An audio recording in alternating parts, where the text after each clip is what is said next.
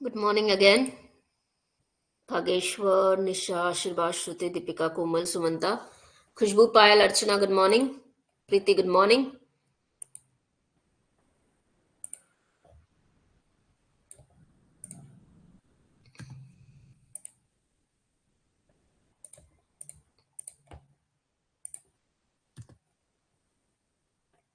Fine. Now I want you to write in the comment section your doubts so that I can clarify them. Yashika, Nikita, good morning. जो भी doubts है please आप comment section में लिखेंगे या screenshot करके Telegram पे भेजेंगे so that I can answer them. Yes, I'm waiting for you to. ठीक है. Kageshwar, got it. Other. See, the first Factories Act 8081 was the first factories जो हम बोलेंगे the history of the Factories Act started from 8081. So the first legislation dealing with the factories was the law of 8081. But before that, the first act which dealt with regulation of apprentice, not actually apprentice, basically the child labor and adolescent based apprentice, those who were doing an apprentice, child labor and women. So more than women, it was specific child labor. That was the Apprentice Act of 1950. ठीक है, ठीक है. Kageshwar, Moral and Health Apprentice Act, that is your Britain legislation. It's not Indian legislation. That is written in your history, Britain history. Kageshwar, don't mix the two things. Factory act का section 7 notice by occupier. Section 7 notice by occupier कहता है कि जो जब factory शुरू होती है, commencement of factory होती है, ठीक है, तो ऑक्यूपायर को नोटिस देना होता है. किसको देना होता है notice?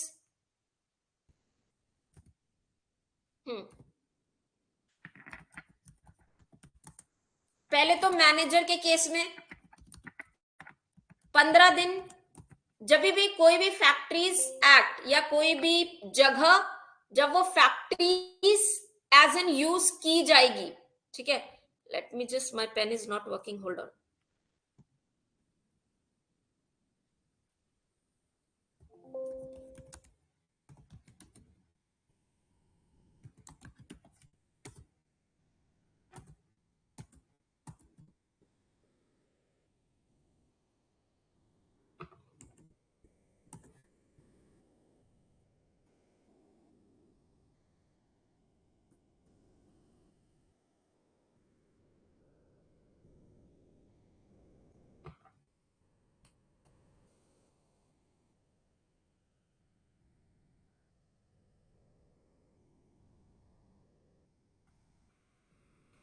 So see, the Factories Act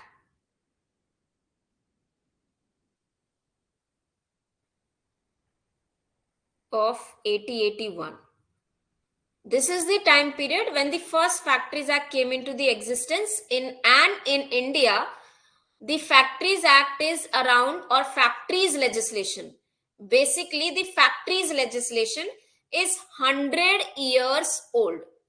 ये बात क्लियर है सभी को? Is that clear to everyone? ये 100 ईयर ओल्ड है क्या फैक्ट्रीज एक्ट की हिस्ट्री. Before this we have the apprentice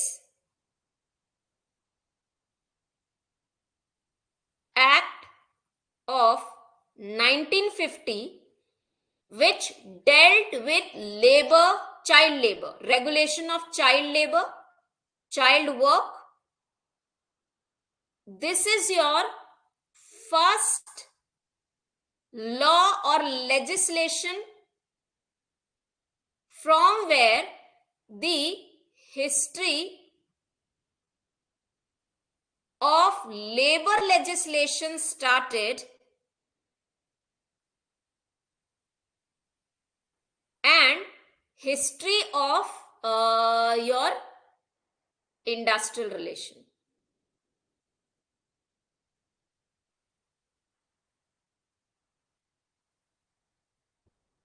Now, the history of labor legislation is 125 years old. यहां तक क्लियर है सबको? Is that clear? What you want to make you understand? Before Factories Act 8081, there were no law which dealt with health, welfare and the child labor. Factories Act के पहले कोई भी law नहीं था स्पेसिफिकली कागेश्वर.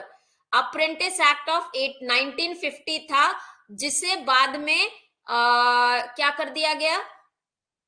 डिलीट या उसे हटा दिया गया. ठीक है, clear? Kageshwar. And the Moral and the Health Apprentice Act is your Britain Act.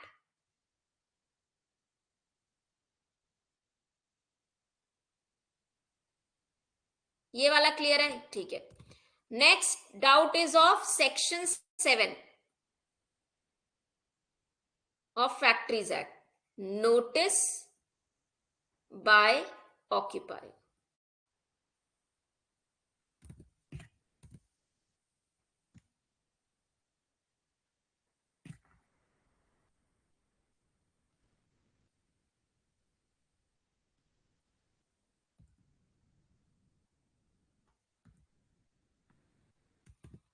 Notice by occupier कहता है that an occupier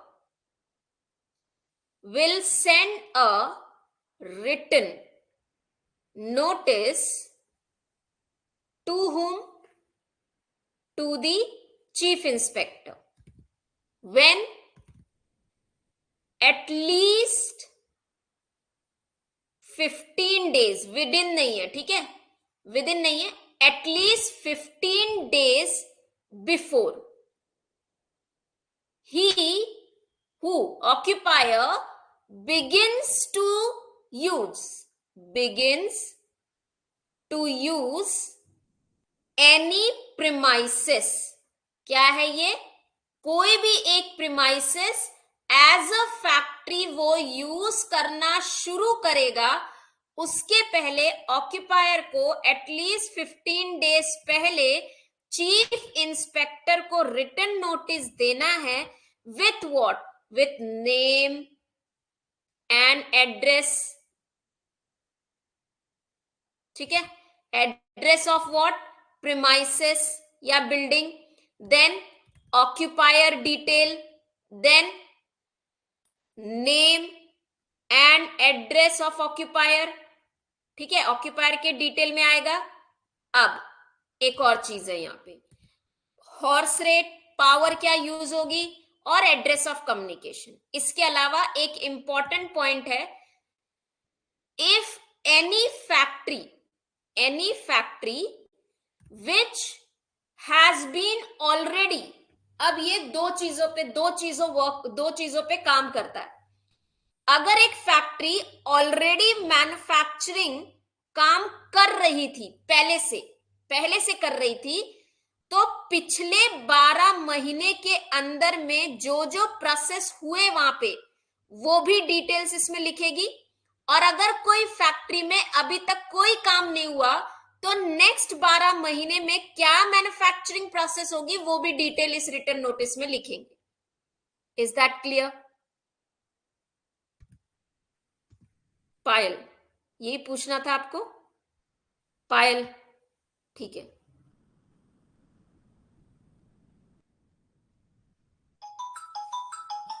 give me a moment.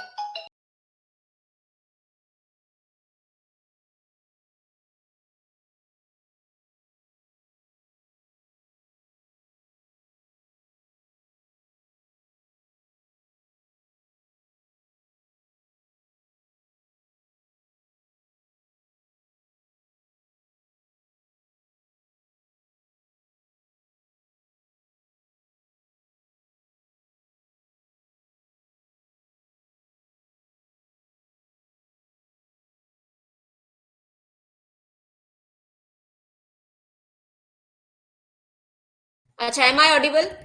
इसके अलावा एक और नोटिस है, ठीक है, इसके अलावा एक और नोटिस है जो ऑक्यूपायर, सॉरी, अगर कोई मैनेजर अपॉइंट होता है, मैनेजर अगर अपॉइंट होता है तो मैनेजर की अपॉइंटमेंट का नोटिस देना पड़ेगा, ठीक है, 30 डेज का।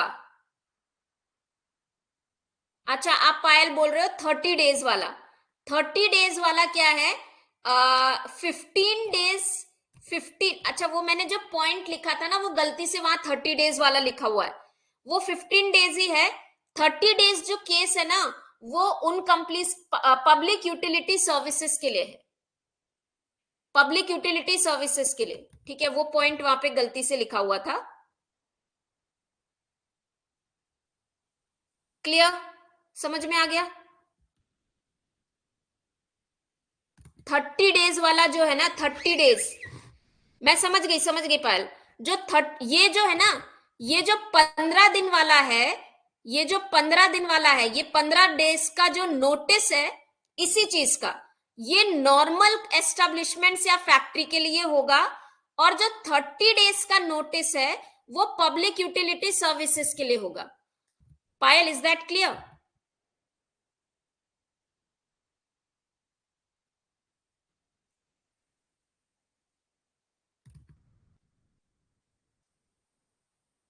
डन? क्लियर? पायल का डाउट क्लियर? अब हम आते हैं नेक्स्ट इस पे।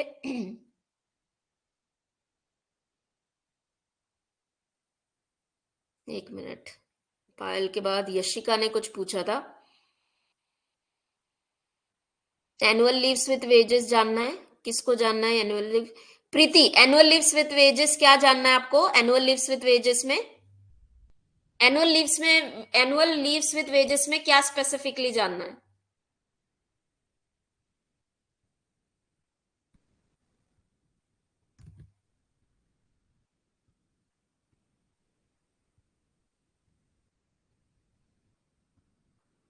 और किस लॉ में जानना है, फैक्ट्रीज एक्ट में या माइंस एक्ट में? पेमेंट इन एडवांस, ठीक है, पेमेंट इन एडवांस जानना है, ठीक है। Without notice can employer change daily and weekly timing in factories act? No Sumanta.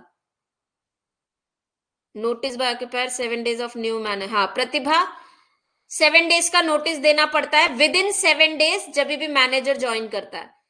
Kageshwar,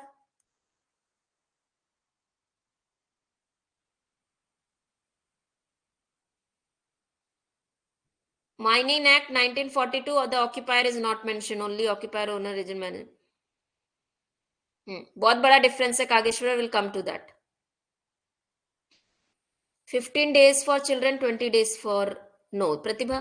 चलो, leaves with wages advance, advance if suppose I am an adult, ठीक है, adult, and I want my wages, wages for leave in advance, तो मुझे कब मिलेगा?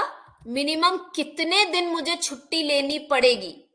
Minimum कितने दिन छुट्टी लेनी पड़ेगी जब मेरे को मेरा ऑक्यूपायर या एम्प्लॉयर एडवांस में पैसे दे देगा? 4 डेज। कितनी? 4 डेज। मैं अगर 4 दिन की छुट्टी पे जा रही हूं, एनुअल लीव्स विद वेजेस 4 दिन की छुट्टी पे जा रही हूं, तो मुझे मेरा एम्प्लॉयर एडवांस में वेजेस देगा।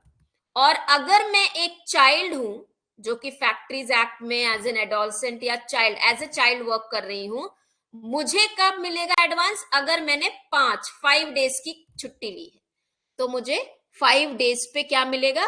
एडवांस मिल जाएगा। किसने पूछा था ये? प्रीति ने। Preeti clear? Clear Preeti? Time का नोटिस क्या होता है? 21 डेज। कितना टाइम होता है?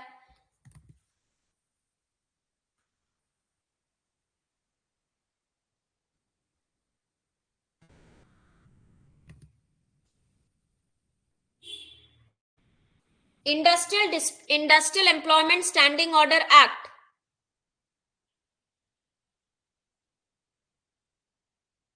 अंडरस्टूड। वो industrial employment standing order act में होता है ना प्रतिभा, समझ गए ना?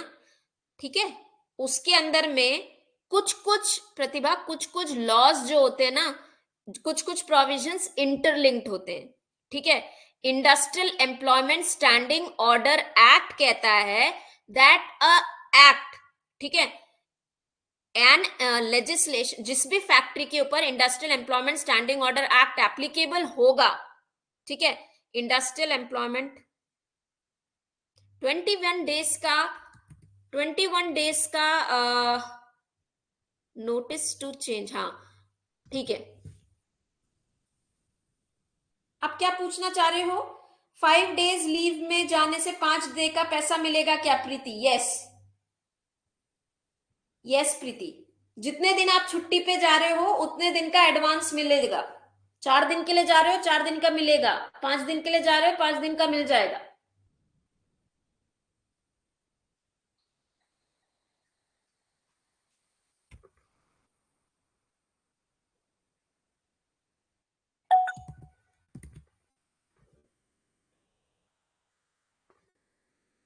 Someone have raised the hand.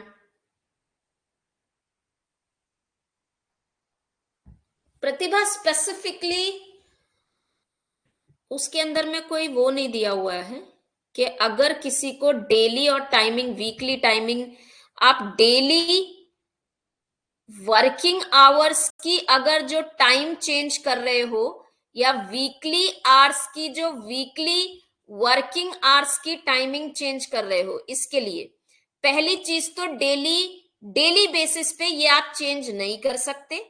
Weekly basis पे भी एज एन सच अलाउड नहीं है। ठीक है, इंस्पेक्टर से परमिशन लेनी पड़ेगी।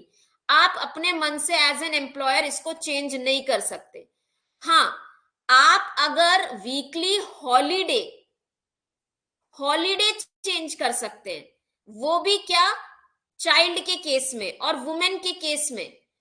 अब शिफ्ट चेंज की जा सकती है वुमेन के केस में, अगर बीच में कोई वीकली हॉलीडे आ रहा है या अगर कोई और फंक्शन, मतलब कोई फंक्शन आ गया, त्योहार आ गया, वो छुट्टी आ रही है, ऐसे केस में उसकी शिफ्ट चेंज की जा सकती है।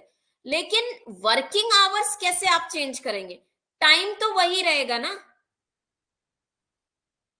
प्रतिभा, टाइम तो वही रहेगा, टाइम नहीं चेंज कर सकते। 9 घंटे टाइम तो वही रहेगा। डेली वर्किंग आवर्स का और वीकली वर्किंग आवर्स का कोई प्रोविजन नहीं है। जो इंडस्ट्रियल डिस्प्यूट एक्ट है उसके हिसाब से 21 days before working condition, working hours अगर आप चेंज करना चाह रहे हो तो आप 21 दिन का नोटिस देंगे।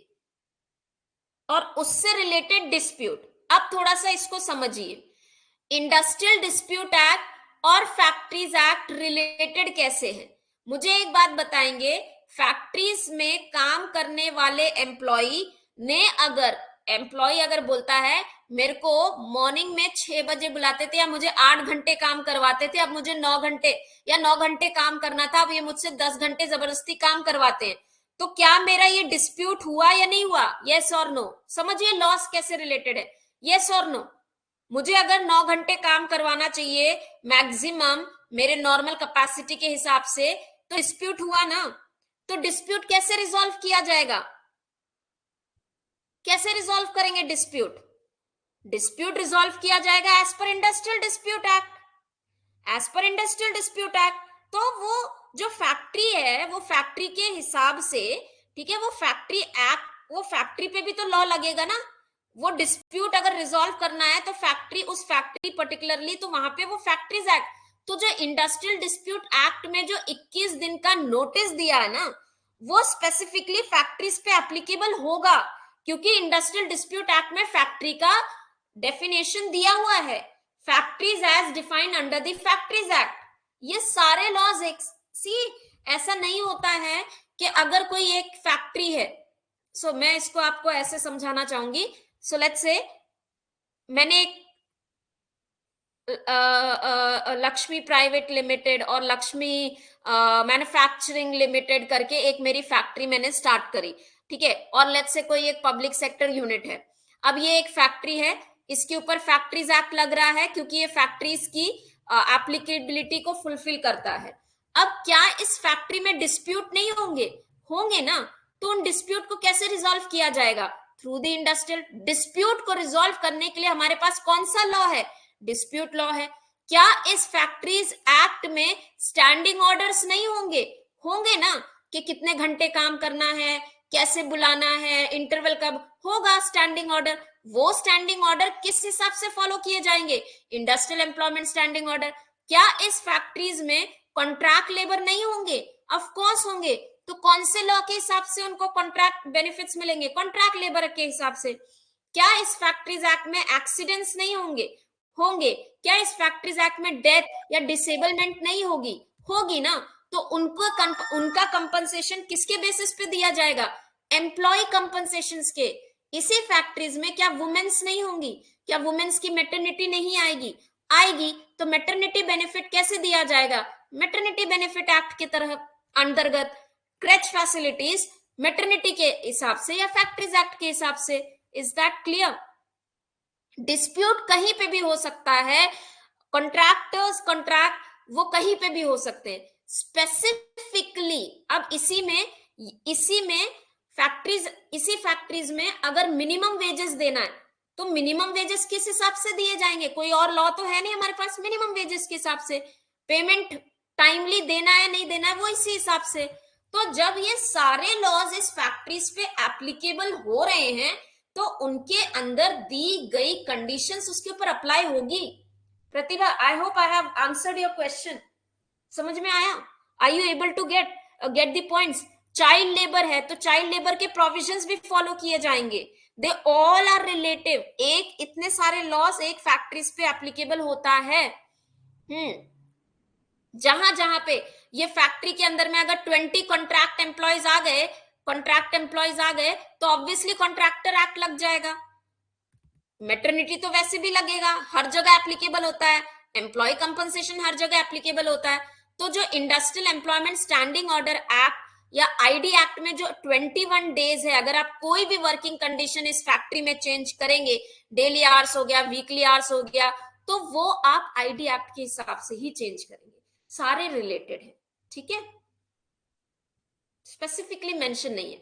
तो आपको जो क्वेश्चन पूछा जाएगा ना प्रतिभा, अगर आपको एग्जाम में क्वेश्चन पूछा गया, क्वेश्चन में लिखा है as per the factories act, एक कोई factories as per the factories act the daily and the weekly timings can be changed, तो no, as per the factories act ऐसा कोई प्रोविजन नहीं है। एज पर उसमें कोई प्रोविजन नहीं है। इसी तरीके से हमारा जो डिस्प्यूट एक्ट है, तो डिस्प्यूट एक्ट या इंडस्ट्रियल डिस्प्यूट एक्ट जहां जहां एक्ट एप्लीकेबल होगा, अब ये कहां एप्लीकेबल होगा? सारी फैक्ट्रीज पे, प्लांटेशन पे, माइंस पे। क्यों? लॉ में लिखा है, इंडस्ट्रियल डिस्प्यूट एक्ट में लिखा है, बाय डिफॉल्ट वो फैक्ट्रीज पे आएगा ही।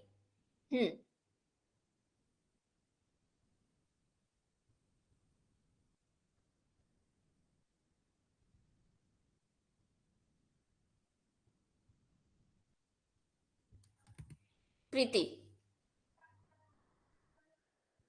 मेरे पास ये फैक्ट्री है, इसके ऊपर इधर काम कर रहे हैं 20 कॉन्ट्रैक्ट लेबर, ठीक है, इसमें 1 या 5 वुमेन्स हैं, ठीक है, वुमेन्स हैं, ठीक है।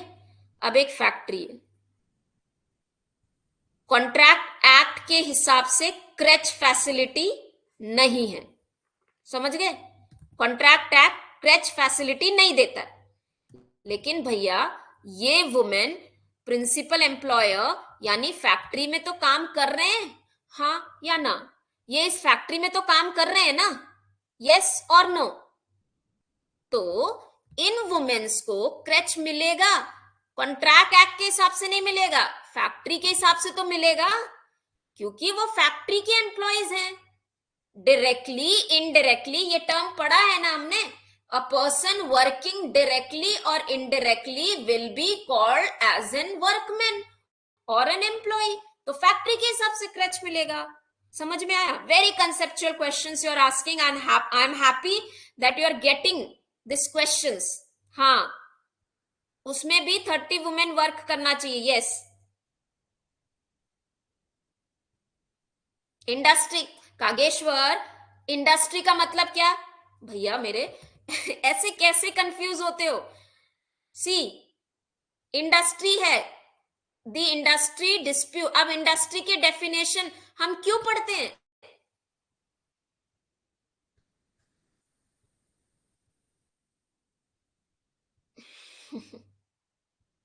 हम इंडस्ट्री के, सुनो Pratibha, I will let you know, hold on, I will explain. Industry पढ़ते हैं ना, इंडस्ट्री की डेफिनेशन में हमने इंडस्ट्रियल डिस्प्यूट में पढ़ा है, it is a place where the manufacturing process is going on. Manufacturing process goes on factory. It is factories, mines, plantation, ये सारा कवर होता है इंडस्ट्री की डेफिनेशन में। तो फैक्ट्री भी इंडस्ट्री है, माइन भी इंडस्ट्री है, प्लांटेशन भी इंडस्ट्री है, शॉप एंड एस्टेब्लिशमेंट भी इंडस्ट्री है, क्योंकि ये इंडस्ट्री की डेफिनेशन में दिया है कागेश्वर। तो यहां पे इंडस्ट्रियल डिस्प्यूट एक्ट लगेगा। प्रतिभा, आपका डाउट क्रच फैसिलिटीज से रिलेटेड, ये एक फैक्ट्री है। फैक्ट्री क्या कहती है? If there are 30 women workers working in a factory, creche has to be provided. अब समझिए इसे, factory, what do you mean by factory? Where there has been 10 और मोर या 20 और मोर, ये पढ़ा हमने, वर्किंग इन द प्रीमाइसेस। अब आइदर डायरेक्टली और इनडायरेक्टली, यस और नो। तो अगर कोई कॉन्ट्रैक्ट बेसिस पे फैक्ट्री में आया है तो एम्प्लॉयर क्या बोलेगा? ये मेरे एम्प्लॉयज नहीं है। वर्कर मेंशन है, वुमेन, वहां पे वर्कर मेंशन है पायल, लेकिन एग्जाम में एक बार क्वेश्चन आया था वुमेन, वुमेन का बकायदा वुमेन लिखा हुआ था और वहां पे आंसर 30 वुमेन वर्कर था। तो अगर 30 वुमेन वर्कर स्पेसिफिकली आता है तो आप उस पर करेंगे, ठीक है, उस पर भी मार्क करेंगे। विथ और without the aid of power, 10 with aid of power, 20 without aid of power. तो फैक्ट्री में अगर कोई कॉन्ट्रैक्ट एम्प्लॉय है जिसमें वुमेन है, तो क्या फैक्ट्री बोलेगा नहीं, फैक्ट्री का ओनर बोलेगा नहीं ये मेरे एम्प्लॉयज नहीं है, नहीं है, ऐसा बोलेगा क्या? नहीं बोलेगा, नहीं बोलेगा। क्यों नहीं बोलेगा? क्योंकि हमारा जो कॉन्ट्रैक्ट एक्ट कहता है, वो कॉन्ट्रैक्ट एक्ट कहता है any of the contract labour who has been employed by the contractor और any of the establishment without the knowledge of principal employer. अगर वो प्रिंसिपल एम्प्लॉयर के नॉलेज में नहीं है तब भी that person is an employ to that establishment, वो एस्टेब्लिशमेंट का एम्प्लॉय कहा जाएगा, उसको वर्कमैन कहेंगे। जब वो वर्कमैन कहा जाएगा तो मुझे एक बात बताओ, लेट्स से इस फैक्ट्री के अंदर में, इस फैक्ट्री में अगर 25 वुमेन वर्कर हैं और 5 कॉन्ट्रैक्ट लेबर आ गई, तो ये 25 और 5 30 हुए या नहीं हुए? कि वो ये कहेगा कि नहीं तो ये कॉन्ट्रैक्ट बेसिस पे है, मेरे इधर काम नहीं करने, कॉन्ट्रैक्टर नहीं कहेगा ना। तो भले ही इन 5 वुमेन्स को कॉन्ट्रैक्ट के अंदर में क्रच नहीं मिल रहा है, लेकिन फैक्ट्रीज एक्ट में तो फैसिलिटी मिलेगी। हमारे लॉज इतने अच्छे तरीके से बनाए गए हैं ना कि एक लॉ के अंदर कोई फैसिलिटी नहीं मिल रही है तो बाकी लॉज के हिसाब से मिलेगी। आ गई बात समझ में? Is that clear to everyone?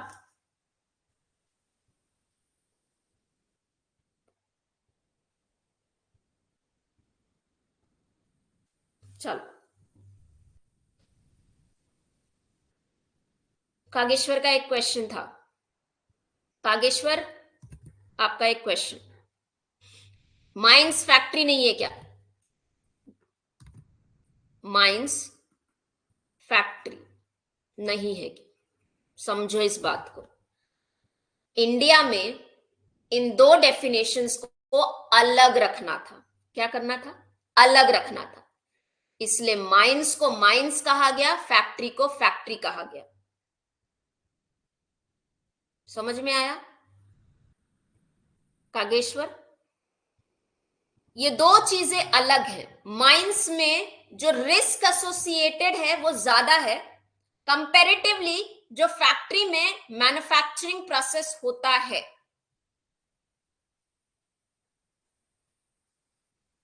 Suppose there are less 30 women in the contract in a contractor and factory, क्या है? सिंपल सा लॉजिक है कागेश्वर, इफ देर आर 30 और मोर वर्कर्स और दी women workers working in a factory, वो फैक्ट्री को creche facilities देनी पड़ेगी। आप इतना याद रखिए, लॉ में लिखा हुआ है 30 worker. If there are 30 workers working in a factory, creche facilities देनी पड़ेगी, चाहे वो डायरेक्टली आए इनडायरेक्टली आए। समझ में आ गया? हाँ यशिका, माइंस एक्ट में क्योंकि हमारी इंडस्ट्री को डिफाइन किया गया है डिस्प्यूट एक्ट में, प्लांटेशन, माइंस एंड फैक्ट्री, तो चाहे फैक्ट्री में डिस्प्यूट हो, माइंस में डिस्प्यूट हो, प्लांटेशन में डिस्प्यूट हो, डिस्प्यूट एक्ट लगेगा। क्यों? Industry defined under the industrial dispute act, वहां बोला गया है लगेगा, मतलब लगेगा, ये सभी इंडस्ट्री कहलाती हैं, इसलिए इंडस्ट्री। आगे बात समझ में? अच्छा, बीच में एक इंटरेस्टिंग क्वेश्चन आया था, of course Pratibha, agent owner ऐसा क्यों किया गया? चलो मैं इसको भी एक्सप्लेन करती हूं। Factory,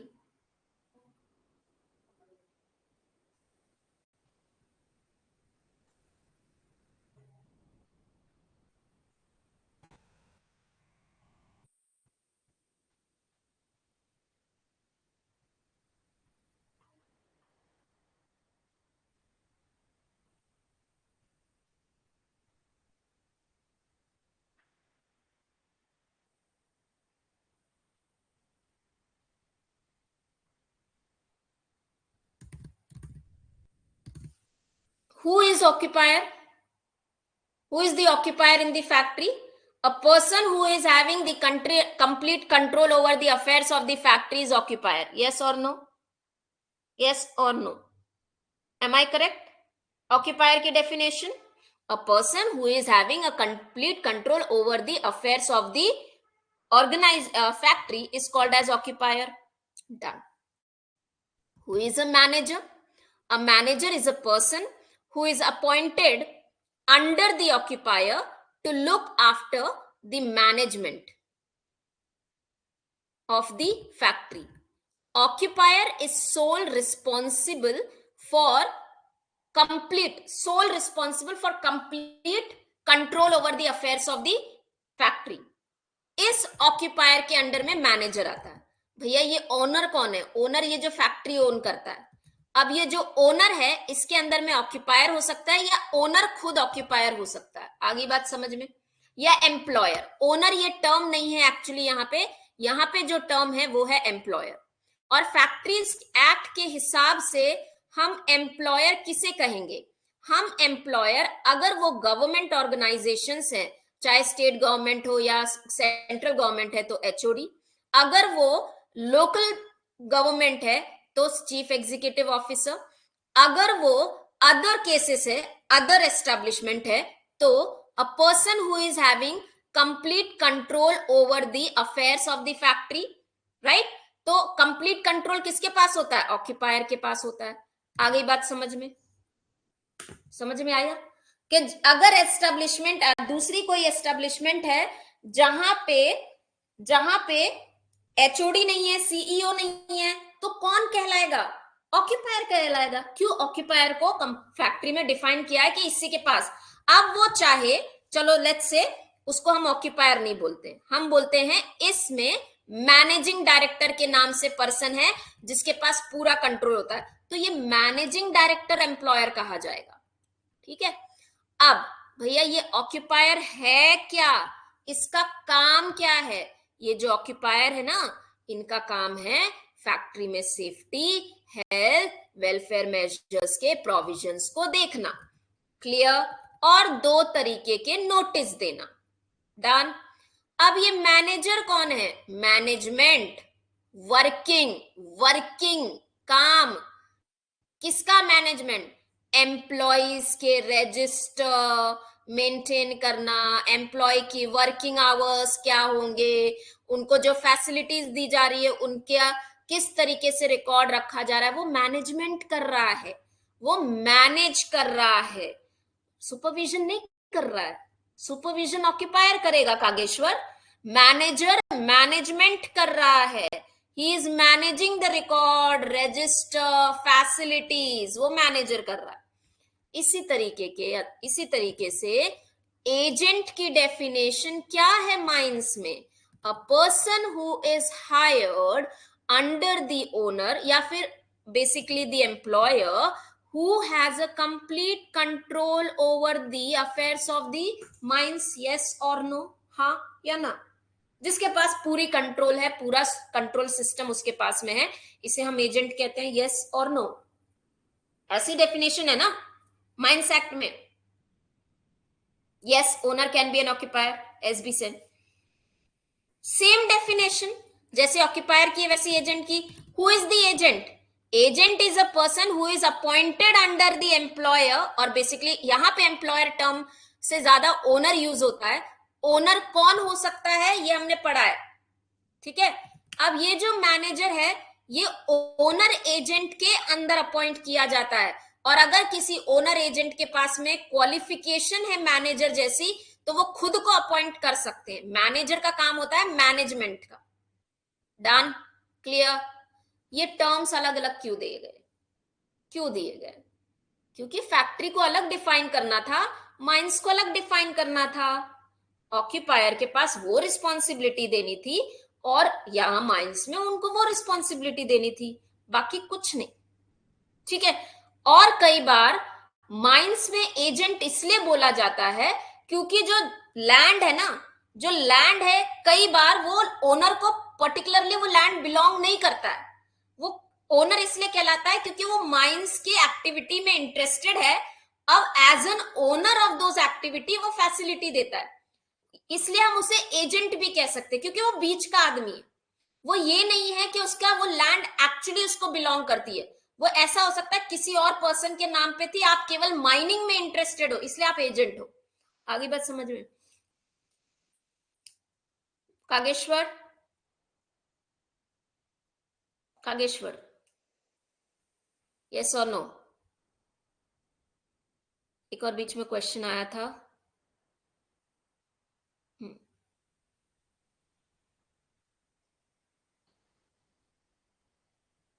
any other question?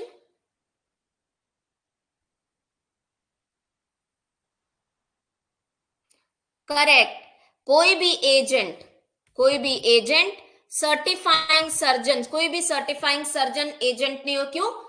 अब थोड़ा सा सोच के देखो, एक सर्टिफाइंग सर्जन, एक एजेंट, इंस्पेक्टर, नहीं, सर्टिफाइंग सर्जन एजेंट या ऑक्यूपायर नहीं हो सकता, बिकॉज वो माइनिंग में अगर इंटरेस्टेड कोई भी पर्सन को, एजेंट को, ऑक्यूपायर को सर्टिफाइंग सर्जन अपॉइंट नहीं, यू आर कंफ्यूजिंग मी प्रीति। कोई भी एक ऐसा पर्सन जिसके पास सर्टिफाइंग सर्जन की क्वालिफिकेशन है, अगर वो डायरेक्टली एजेंट या ओनर बन जाता है, ठीक है, डायरेक्टली ओनर या एजेंट बन जाता है, तो उसको हम सर्टिफाइंग सर्जन अपॉइंट नहीं कर सकते। सर्टिफाइंग सर्जन अलग है और एजेंट ओनर अलग है। मेडिकल प्रैक्टिशनर और सर्टिफाइंग सर्जन अलग अलग होते हैं। Medical practitioners are appointed as certifying surgeons. Pratibha, medical practitioners are appointed as the certifying surgeon, specifying certain qualification given in the law. अरे बेटा कागेश्वर, मैंने वही तो समझाया ना अभी। Occupier in the factories act, agent into the mines act are same. मतलब he is like, मैं पूरी रामायण खत्म कर देती हूँ, then he is like, ma'am Ram Sita husband wife थे क्या? इतना डायग्राम किसके लिए बनाया मैंने, इतनी हिस्ट्री क्यों बनाई?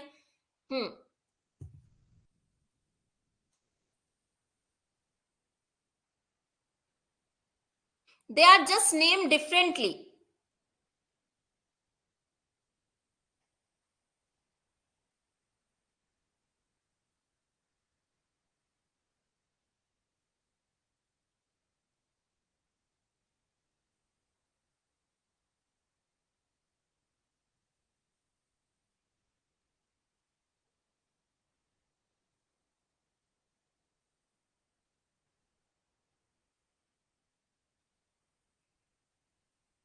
What is notice of accident? दो, अब समझिए, फैक्ट्रीज एक्ट में, फैक्ट्रीज एक्ट में एनी ऑफ दी, चलो इसको भी समझते हैं।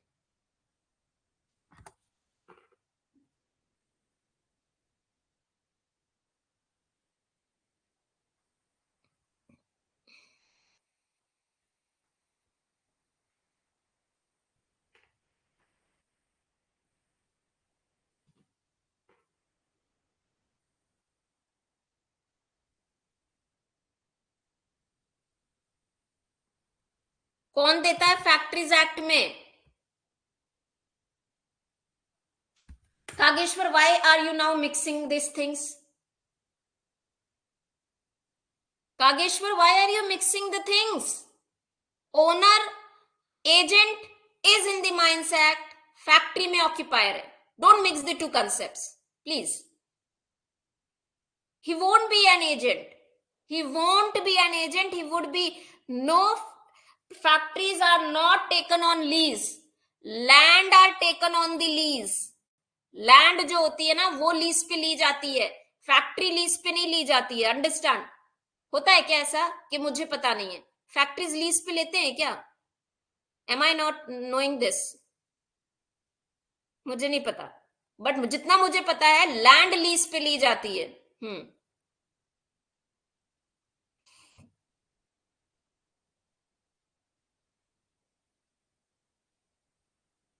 सी, नोट्स बनाने का तरीका, आपके पास पीडीएफ है? पीडीएफ नोट्स है सबके पास में? प्रिंट आउट ले ली होगी? प्रिंट आउट है? क्या करना है? मैं सबसे इजी और शॉर्ट तरीके बता रही हूं, इजी और शॉर्ट तरीके। पीडीएफ नोट्स में जब आप क्लासेस लेते हैं, नोट्स को आप सामने रखेंगे, जो पॉइंट्स हैं उसको उन नोट्स के सामने या उस स्पेस में लिखेंगे, जो भी स्पेस अवेलेबल है। In case no space is available, you have a extra notebook, notebook है या नोटपैड है, उसमें पेपर अवेलेबल होता है, पेपर में लिखें, वो पेपर को वहां स्टिक करें, बस बात खत्म।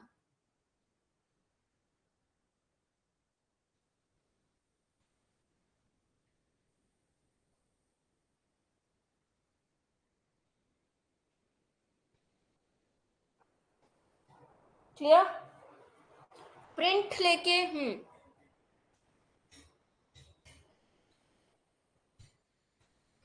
पीडीएफ फॉर्म में बहुत सारे हैं। अरे आप प्रतिभा, जब आप प्रिंट आउट लेने जाते हैं ना, प्रिंट आउट लेने जाते हैं तो एक पीडीएफ को, मतलब एक जो पीडीएफ है उसको एक आप ऐसे, जो प्रिंट आउट लेकर देगा आपको उसको बोलो कि एक पेज के ऊपर 2 पीडीएफ आनी चाहिए। He will do that.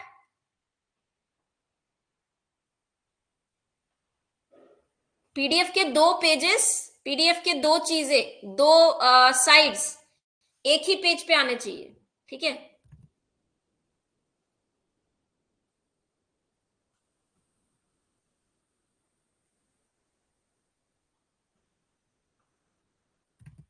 इसलिए मैंने, हाँ, नोट्स ही बना लो। इसलिए मैं स्टूडेंट्स को हमेशा कहती हूं स्टार्ट अर्ली। अब बीच में आते हैं बच्चे, 2 महीने निकल जाते हैं, उसके बाद में फिर बोलते हैं मैम टाइम नहीं है, जल्दी जल्दी करना है, कैसे करेंगे? मैं जैसे ही एग्जाम खत्म होता है वैसे ही स्टूडेंट्स को बोलती हूँ नेक्स्ट के लिए प्रिपरेशन करो, बिकॉज ये प्रॉब्लम आएगी। अब टाइम नहीं है, अब नोट्स पढ़ेंगे बनाएंगे कि क्या ही करेंगे, तब कोई नहीं सुनता है। अरे टाइम है ना मैम, तो क्या ही पहले से क्लासेस शुरू कर दी हैं। अब दे फील के हाँ भी हम आराम से लेंगे।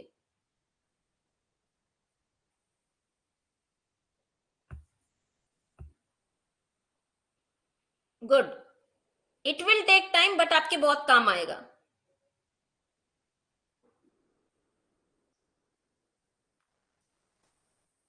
चलो, व्हाट आई वाज सेइंग, हाँ, इसको करते हैं। What is this? Factories act में notice, notice of accident is given by, कौन है?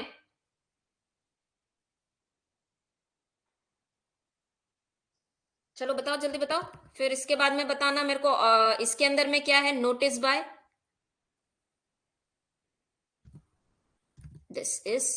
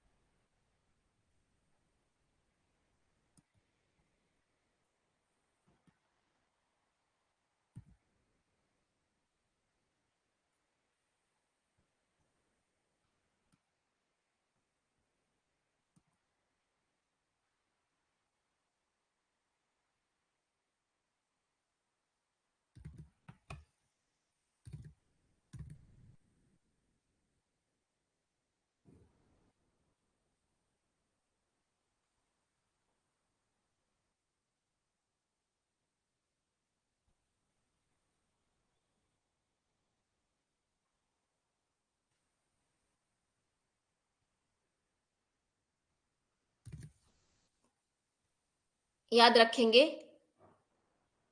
नोटिस ऑफ एक्सीडेंट और the disease is to be given by manager. ठीक है, जो ऑक्यूपायर है ना, ऑक्यूपायर कमेंसमेंट, हजार्डस प्रोसेस या फिर फैक्ट्री के प्रीमाइसेस को यूज करने वाला नोटिस देता है। मैनेजर जो नोटिस देगा वो नोटिस अथॉरिटी को देगा related to the accident and disease. और अगर एक्सीडेंट है which keep a bodily heavy bodily injury है, कितने घंटे तक अलग रखेगी? How many hours? What is the hours? कितने आवर्स तक? 48 आवर्स। यहां पे कितने आवर्स? 72 आवर्स। यहां पे कितने hours? 48 hours. They need to give the notice to the authority regarding the accident और डिसीज। अब in case of factories act, inquiry with in 1 month आके वो इंक्वायर करेंगे हैवी बॉडीली इंजुरी, ठीक है, बॉडीली इंजुरी और डेथ के case में, inquiring into the 1 month. Clear? अब इसमें बताएंगे माइंस एक्ट में, माइंस एक्ट में क्या होता है?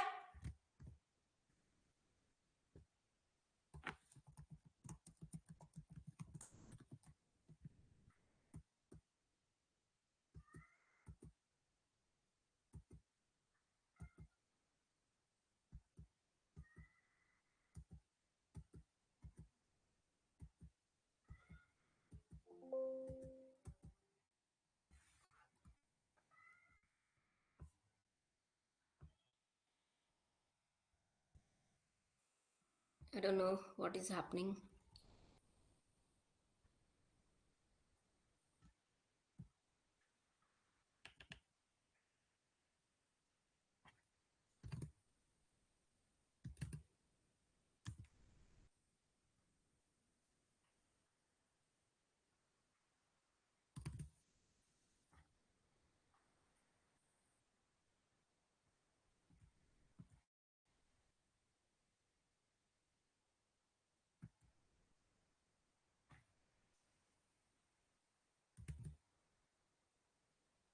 सबसे पहले तो नोटिस 14 डेज के लिए नोटिस बोर्ड पे जाएगा और ये कॉपी अथॉरिटी के पास जाएगी। 72 आवर्स बॉडीली इंजुरी है या डेथ में रिजल्ट करती है तो उसके बाद अथॉरिटी आएगी इंक्वायरी करने के लिए, एंड ये 2 मंथ्स के अंदर में आएगी। Students, is that clear? इतना याद रखेगा। हाँ, और फैक्ट्रीज एक्ट के अंदर में if it is causing 48 hour bodily injury, keeping a person away from his work for 48 hours, and death of 5 people, notice दिया जाएगा and with in 1 month inquiry के लिए आएंगे। Is that clear to everyone?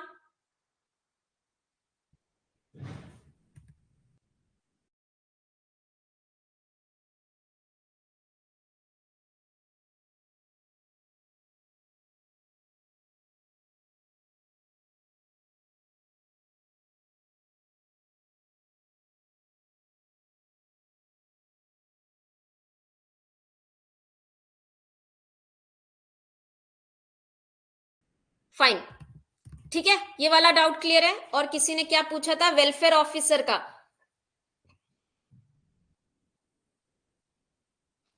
पायल, पायल, जो manager है ना, manager इसके case में, एक्सीडेंट और डिसीज के केस में मैनेजर है। मैनेजर रजिस्टर भी मेंटेन करता है अडल्ट और चिल्ड्रन के केस में।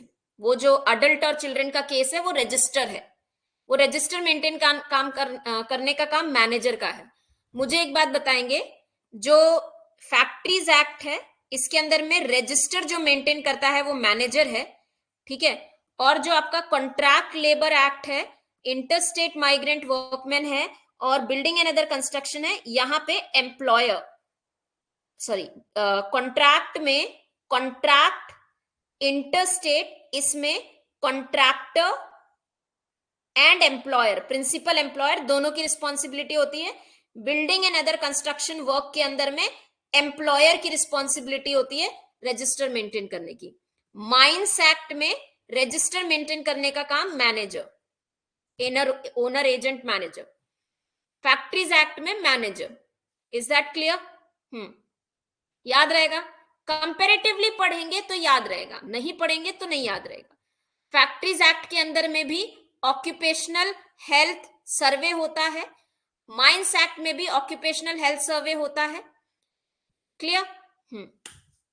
चलो जल्दी से मैं आपका वो वाला डाउट क्या था, वो माइंस एक्ट, माइंस रूल्स का वर्कमेंस इंस्पेक्टर, वर्कमेंस इंस्पेक्टर कहता है that in any mines when there are 500 or more miners, in 500 के लिए 3 वर्कमैन इंस्पेक्टर अपॉइंट किए जाएंगे। if the number of miners is increasing or exceeding 1500, so for every 1000 500 तो पहले से थे ना, ये 500 तो काउंट करेंगे, इनके लिए 3 ही है। अब एक्सीडिंग 1000, 1500 से ऊपर हो गया, यानी हर 1000 के लिए 1 एक्स्ट्रा, तो 1500 पे कितने आएंगे? 4 आ जाएंगे।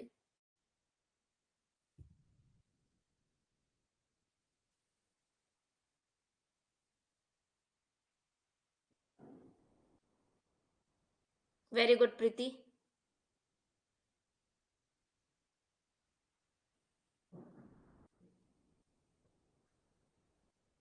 चाइल्ड लेबर के हिसाब से रजिस्टर चाइल्ड लेबर एक्ट में ऑक्यूपायर मेंटेन करता है और फैक्ट्री में मैनेजर। कॉन्ट्राडिक्ट क्यों हो रहा है? क्यों होगा? चाइल्ड लेबर, सपोज एक फैक्ट्री है, एक फैक्ट्री है, इसके अंदर में चाइल्ड लेबर एक्ट है। अब थोड़ा सा समझने की कोशिश करना, यहाँ पे चाइल्ड लेबर लॉ है, एप्लीकेबल है, ठीक है, ठीक है। और यहां पे हम 2 चीज, अडल्ट और चाइल्ड, इनकी रजिस्टर मेंटेन करते हैं। थोड़ा सा सोच के बताना, चाइल्ड लेबर एक्ट में डिफाइंड चाइल्ड और फैक्ट्रीज एक्ट में डिफाइंड चाइल्ड एक ही है क्या प्रीति? चाइल्ड डेफिनेशन एक ही है क्या? As per the factory child का मतलब क्या? जिसे हम सर्टिफिकेट एज एन चाइल्ड दे रहे हैं काम करने के लिए, दे रहे हैं ना, तो उनकी रजिस्टर मैनेजर करेगा। और यहां पे चाइल्ड लेबर एक्ट के हिसाब से वो रजिस्टर को मेंटेन करना जहां चाइल्ड आर नॉट अलाउड, वहां पे तो अलाउड ही नहीं है, यहां तो अलाउड ही नहीं है, तो ऑब्वियसली यहां ऑक्यूपायर की रिस्पॉन्सिबिलिटी आ गई। आगे बात समझ में? 6 नहीं होंगे खुशबू, 6 नहीं होंगे, 6 नहीं होंगे खुशबू, 500 तो ऑलरेडी है ना किचन में।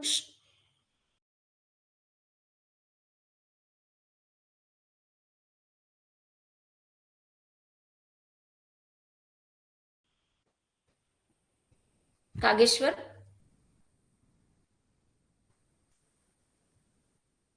Building and other construction work में भी इंडस्ट्रियल डिस्प्यूट एक्ट लगेगा।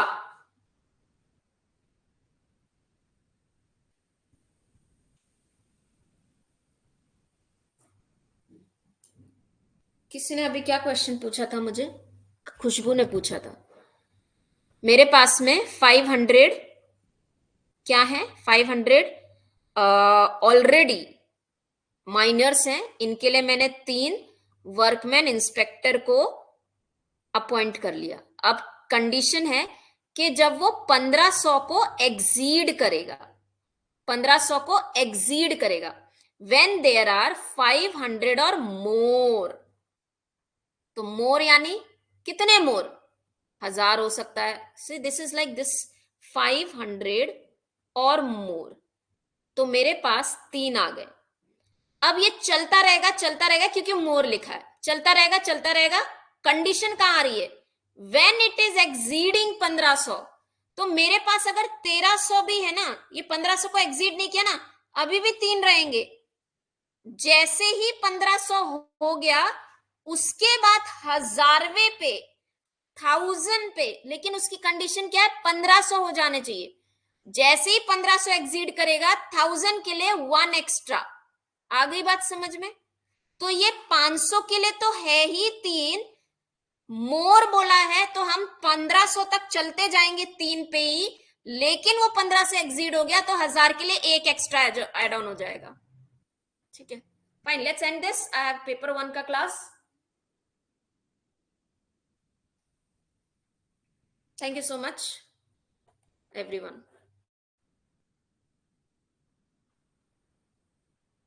स्केड्यूल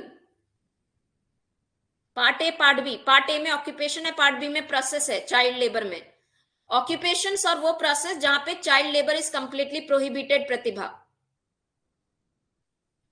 ऐसे ऑक्यूपेशंस, ऐसे who, Pratibha,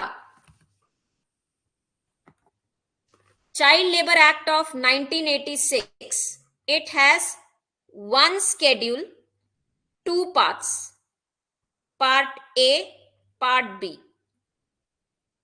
occupation, processes, those occupation where prohibition is there. As per 2016 bill 2000 कौन सा अमेंडमेंट था वो, 19 17 क्या था अमेंडमेंट, भूल गई मैं। 16, व्हाट वाज द अमेंडमेंट, 2017 2016, इसके हिसाब से 2012 का बिल था। बिल इज 2012 और अमेंडमेंट 2016 में आया। इसके हिसाब से हमारे पास एक ही स्केड्यूल है और उसी के अंदर में हमारा ऑक्यूपेशन एंड प्रोसेसेस दिया हुआ है। अब क्वेश्चंस को इंटरलिंक नहीं करना है। 86 में अगर आपको पूछा जाता है स्केड्यूल के कितने पार्ट्स हैं, तो 2 पार्ट्स हैं। अगर आपको पूछा जाता है 1986 के अंदर स्केड्यूल नहीं लिखा है, उसके पार्ट कितने हैं, तो 4 पार्ट हैं, part 1, part 2, part 3, part 4, part 5। Done.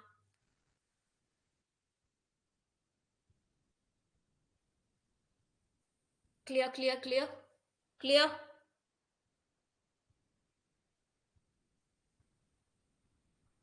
हाँ,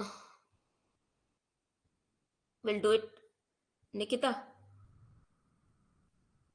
Section 64, Section 65. 64 is about the order, 65 is rule. ठीक है. 4 is order, rule.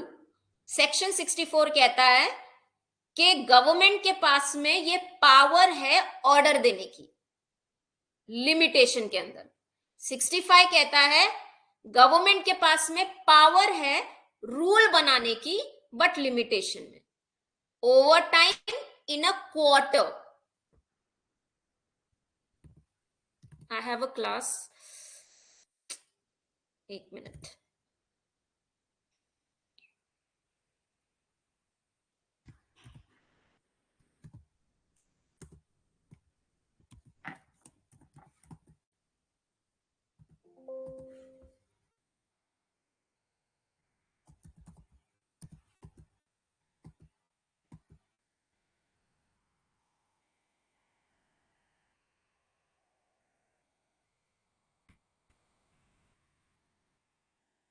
Kageshwar,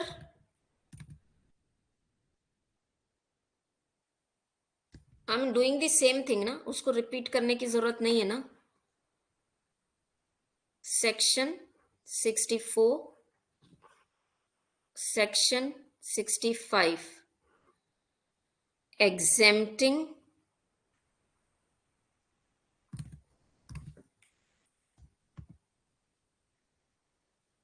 orders, sorry order नहीं, रूल.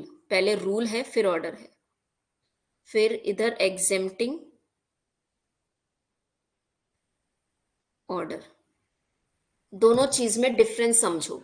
रूल का मतलब है कि मेरे को अगर, ठीक है, रूल में क्या आता है, दैट स्टेट गवर्नमेंट के पास में ये पावर है, एक ये पावर है रूल बनाने की, एग्जेम्प्टिंग रूल्स बनाने की. सो हमारा अगर रूल कहता है कि डेली वर्किंग आवर्स अगर 9 आवर्स हैं, ये हमारा लॉ कहता है, इस 9 आवर्स को चेंज किया जा सकता है by state government by making a new rule. वो नया रूल लेके आ सकते हैं. वो क्या रूल लेके आ सकते हैं? वो ये रूल लेके आ सकते हैं कि एक total number of working hours in a factory can be more than 9. नया रूल बना रहे हैं स्टेट गवर्नमेंट ने. 2 फैक्ट्री है, ए और बी. बी में ज्यादा काम लगता है, ए में ऑलरेडी 9 आवर्स चल रहे हैं. बी का रिक्वेस्ट आया या गवर्नमेंट को लग रहा है कि यहाँ 10 घंटे या 9.5 घंटे, मैं एक रूल बना दूं कि सारे एम्प्लॉय 9.5 घंटे ही काम करेंगे. तो 9.5 घंटे का रूल यानी 9 घंटे से ऊपर बढ़ाने का रूल बनाया जा सकता है by state government, but not exceeding 10 hours. ये हो गया total hours in a day. ठीक है, ये total hours. Let me right it clearly, फिर आपको क्लियरली समझ में आएगा. तो हमारा रूल के अंदर में क्या है? पहली चीज है total hours of a day, एक दिन का. ठीक है, पहले दिन का it should not exceed 10 hours. ये रूल से इतना कर सकते हैं. देन दूसरा स्प्रेड ओवर आप एक्सीड कर सकते हैं. जो नॉर्मली हमारा कितना होता है 10.5 घंटा, वो आप एक्सीड कर सकते हैं, but not more then 12 hours. 10.5 घंटा 12 घंटा हो सकता है एक दिन में, उससे ज्यादा नहीं होगा. फिर इसके अलावा total number of the hours in a week में, एक हफ्ते के अंदर में प्लस ओवर टाइम इंक्लूड करके एक हफ्ते में शैल नॉट एक्सीड 60 आवर्स. ठीक है, ये 60 आवर्स से एक्सीड नहीं करेगा. फिर total number of hours in a quarter, एक क्वार्टर में इंक्लूडिंग ओवर टाइम नहीं, total number of hours of over time, केवल ओवर टाइम का. आप किसी से ओवर टाइम करवा रहे हो ना एक क्वार्टर में, कितने ओवर टाइम आप एग्जिट नहीं कर सकते? 50 आवर्स से ज्यादा उसका ओवर टाइम नहीं होना चाहिए. Total hours of overtime in a quarter should not exceed 50. ठीक है. अब ऑर्डर में कहा गया है, ऑर्डर कहता है कि total number of hours in a day, एक दिन के अंदर में आप 12 घंटे, ये 10 को ऑर्डर के थ्रू, स्पेशल ऑर्डर के थ्रू, ये ऑर्डर क्या होते हैं? ये ऑर्डर दिए जाते हैं 1 दिन, 2 दिन, 10 दिन, 15 दिन के लिए. तो ये ऑर्डर आप 12 घंटा एक दिन कर सकते हो. दूसरा point, total number of hours plus overtime in a week, इस वीक में भी 60 आवर्स से एग्जीड नहीं कर सकते. ठीक है. अच्छा, मैंने यहां मिस कर दिया स्प्रेड ओवर. स्प्रेड ओवर, पूरे दिन का spread over should not exceed 13 hours. जो यहां पे स्प्रेड ओवर 12 है, यहां 13 हो गया. और क्वार्टर में, fourth point here is, this is third, this is second, fourth point is quarter के अंदर में ओवर टाइम, क्वार्टर के अंदर में, पूरे क्वार्टर के अंदर में शुड नॉट एग्जीड 75 आवर्स. क्वार्टर के अंदर ओवर टाइम केवल. Is that clear? मुझे नहीं लगता आज मैं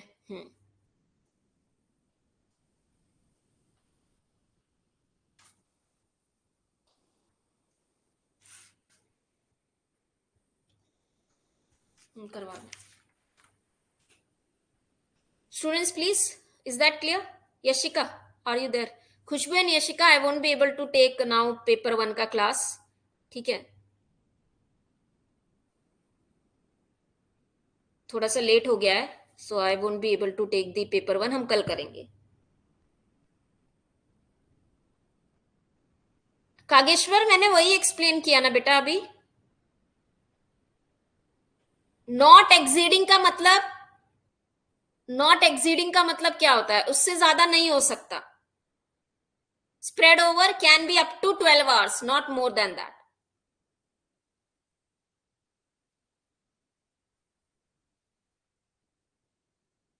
चलो, I am ending this session. Thank you so much. It has been more than 1 hour. Rest doubts we will be discussing in our next doubt clearing session. इसके अलावा अगर आपको कोई और डाउट है तो प्लीज आप नोट डाउन करके रखेंगे और नेक्स्ट डाउट क्लियरिंग सेशन में पूछेंगे.